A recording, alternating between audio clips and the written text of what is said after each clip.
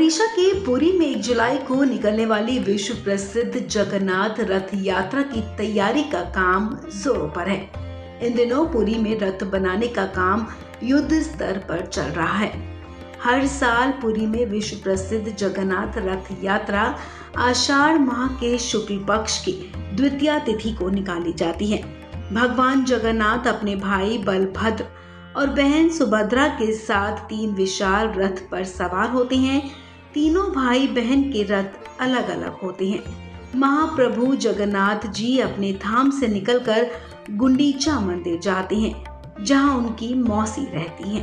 वहां पर भगवान जगन्नाथ 7 दिनों तक रहते हैं और उसके बाद वापस आ जाते हैं। आइए जानते हैं रथ यात्रा से जुड़ी कुछ जरूरी बातें। बता दें कि भगवान जगन्नाथ श्री हरि विष्णु के प्रमुख अवतारों में से एक हैं। भगवान जगन्नाथ की रथ यात्रा के लिए रथों का निर्माण कार्य अक्षय तृतीया से ही शुरू हो जाता है। इन रथों को बनाने में करीब 2 महीने का समय लगता है। हर साल बसंत पंचमी से दशपल्ला के जंगलों में लकड़ी इकट्ठी करने का काम शुरू हो जाता है।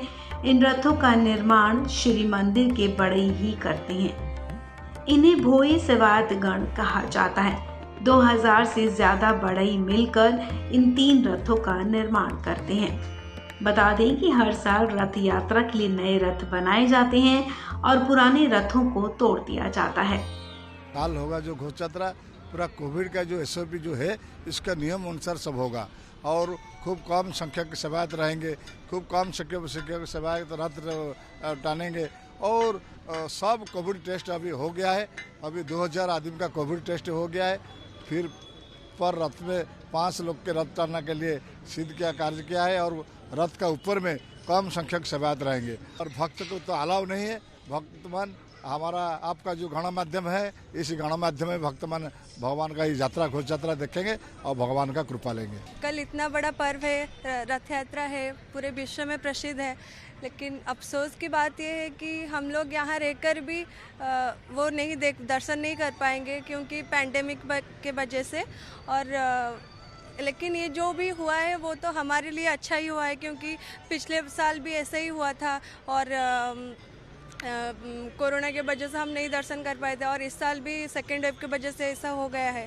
तो अगर इसको हम अभी इसको भी नहीं मानेंगे तो अगले साल भी नहीं दर्शन कर पाएंगे। रथ का नाम नंदी घोष है।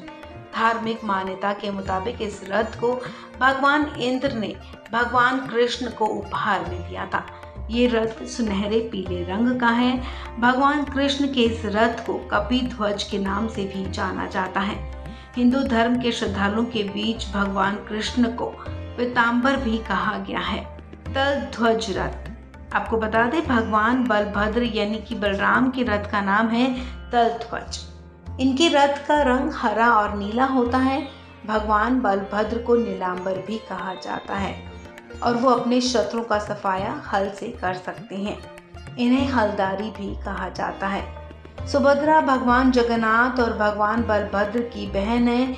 इनके रथ का नाम देवदलन है। इसे दर्पदलन भी कहा जाता है। सुभद्रा के रथ का रंग लाल है। इस खबर में फिलहाल इतना ही। तमाम अपडेट्स के लिए आप बने रहें वन इंडिया हिंदी के साथ।